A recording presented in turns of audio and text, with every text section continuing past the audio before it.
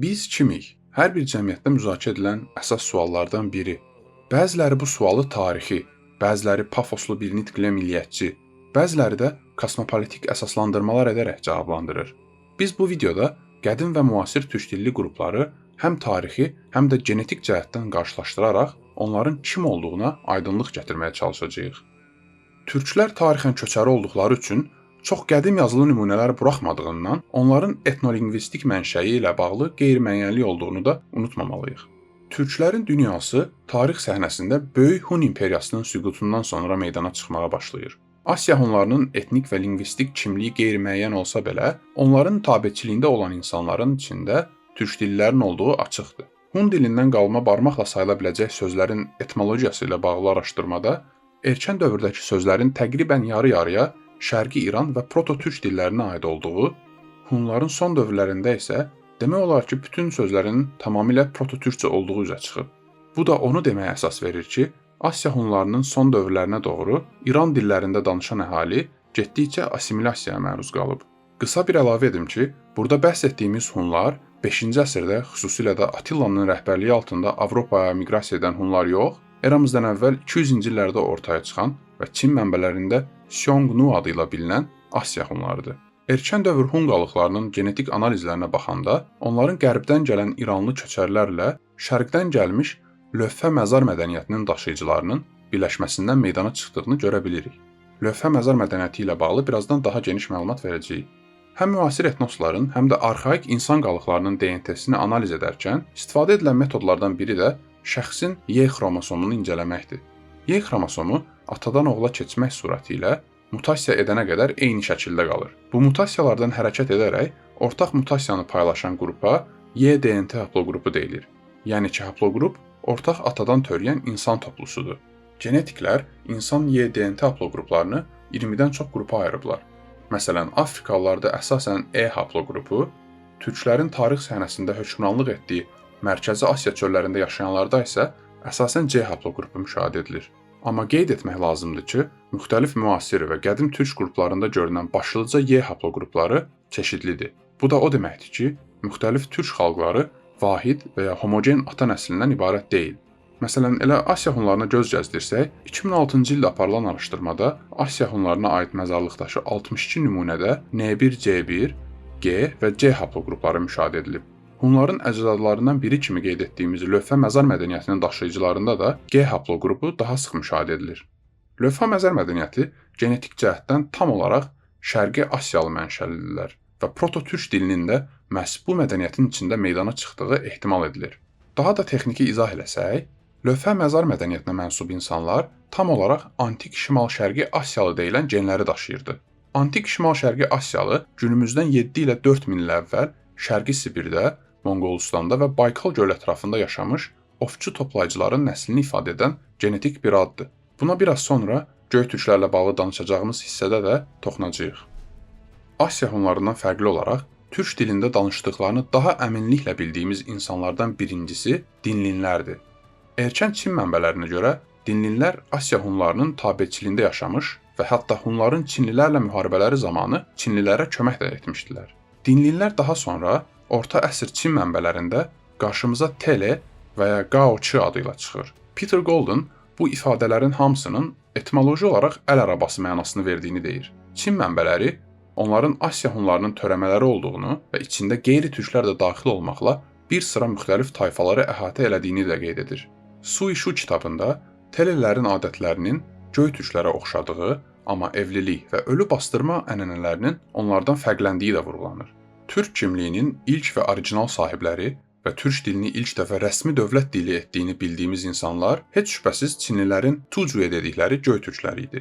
Türk ifadəsinin tarixi videosunda qeyd elədiyim kimi, türk ifadəsi Çin mənbələrində ancaq Göytürklərə aid edilir və onlar dinlinlərdən törəmiş və ya telelərlə əlaqəli insanlar hesab edilmir. Ümumiyyətlə, müsəlman mənbələrinə qədər türk ifadəsi əsasən ancaq Göytürkləri nəzərdə tuturdu. Maraqlısı budur ki, fərqli Çin mənbələri Göytürklərin rəhbər zümrəsi olan Aşinalıların mənşəyi ilə bağlı müxtəlif variantlar irəli sürür. Coğuşu kitabı həmçinin Göytürklərin qırğızlara qohum insanlar olduğunu da qeyd edir. Amma başqa bir maraqlı məqam da bundadır ki, Göytürklər görünüş olaraq qırğızlardan fərqli idi. Çünki qırğızlar Çin mənbələrində qırmızı saçlı və mavi gözlü olaraq təsvir edilir. Hətta bir mənbədə daha sonra Şərqi Göytürk xaqanlığının xanı olan Aşina Simonun və ya digər adı ilə Kilibi xanın görünüşünün Soqdianalılara oxşamasına görə dövrün xanlarının ona yüksək vəzifə vermədiyi də bildirilir. Bildiyimiz kimi Göytürk xaqanlığı daha sonra Şərq və Qərb xaqanlıqlarına parçalanır. Qərbdə meydana gələn bu yeni konfederasiyanın tərkibində Qarluqlar, Türk-İşlər və Xəzərlər kimi Şərqdəki xaqanlıqda olmayan millətlər də var idi. Yenə Jiyu Tangshu kitabının verdiyi məlumata əsasən Qərbdəki türklərin dili ilə Şərqdəkilərin arasında cüzi də olsa bir fərq var idi. Bu da onu deməyə əsas verə bilər ki, Qərbdəkilər qərbə doğru köç etdikcə qeyri-türk millətləri də özlərinə qatmış ola bilər.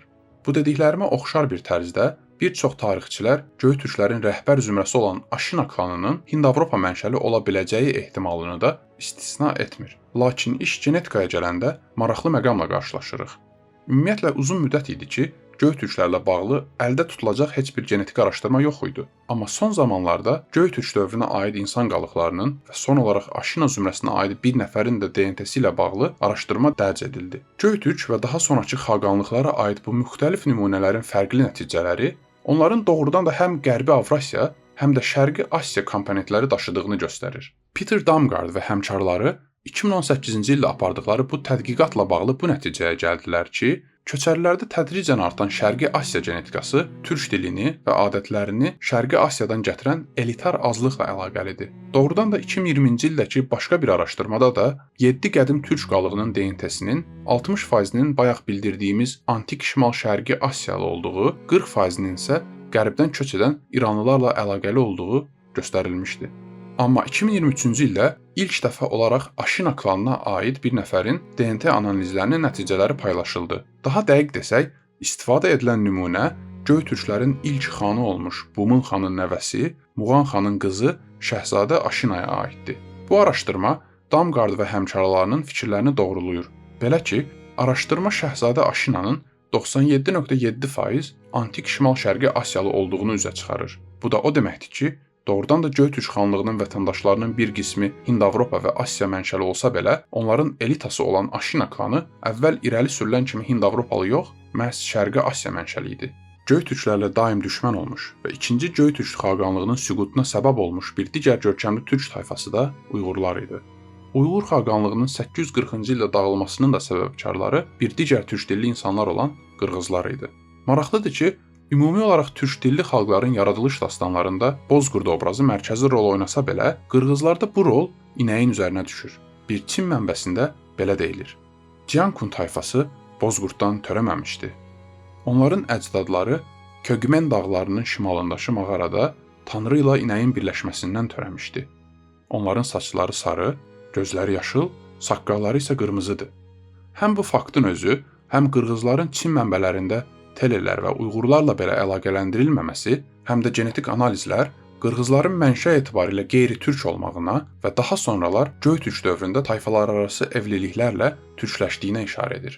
Misal üçün qırğızların genetik nəticələrinə baxsaq, onlarda əksəriyyətin R1A1 haplogrupuna, xüsusilə də bunun alt qolu olan R1A Z93 haplogrupuna aid olduğunu görərik. Bu haplogrup xüsusilə Hind-İran dillərində danışan tayfaların şərqə doğru miqrasiyası ilə əlaqələndirilir. Çin mənbələrində qırğızların Avropoid irqinə məxsus xüsusiyyətlərinin olmağına dəstək olaraq bu genetik araşdırmalar onların doğrudan da mənşə etibarilə qeyri-türk olub, sonradan türkləşməyinə də işarə ola bilər.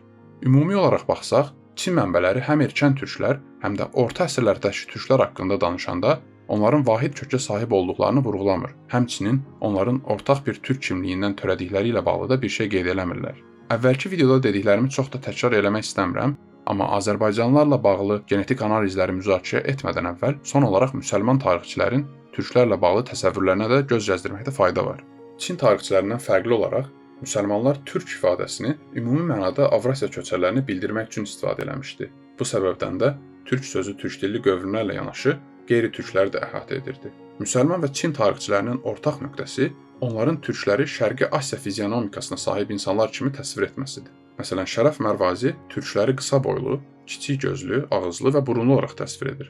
Maraqlısı bundadır ki, bəzi müsəlman tarixçiləri Oğuzların fiziki xüsusiyyətlərinin zaman içində dəyişərək türklərinkindən fərqləndiyini də qeyd edir. Hal-hazırda gördüyünüz cədvəldə müasir türk qrupları ilə bağlı fərqli araşdırmaların Y-DNT nəticələrini görürsünüz. Məsələn, Azərbaycanlılarda 31% halda J haplogrupu, 18% halda isə C haplogrupu müşahidə edildiyi halda, Qazaxlarda C2 və O haplogrupları, Türkmənlərdə isə G, J, R1A1 haplogrupları müşahidə edilir. Türkmənlərdə R1A1-in görünməsi Bartholdun türkmənlərin kökü ilə bağlı nəzəriyyəsində dəstəkləmiş görünür. Bartholda görə türkmənlər yerli İran dilli insanlarla şərqdən gələn türk dilli insanların qarışmağından əmələ gəlmişdi.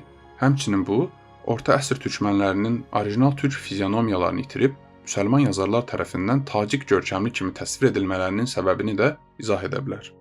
2012-ci ildə İran azərbaycanlıları üzərində aparılan araşdırma onların 27%-nin J2, 19%-nin eyni ilə türkmənlərdəki kimi R1A1, 18%-nin isə R1B haplogrupuna aid olduğunu aşkarladı. Günümüzə daha yaxın araşdırmalara baxsaq, yenə də Azərbaycanlılarda ən çox görülən haplogrup J ilə əlaqəlidir. Həmçinin bu araşdırmalar Azərbaycanlılarda R1B və R1A ilə əlaqəli haplogrupların da mövcud olduğunu üzə çıxarır.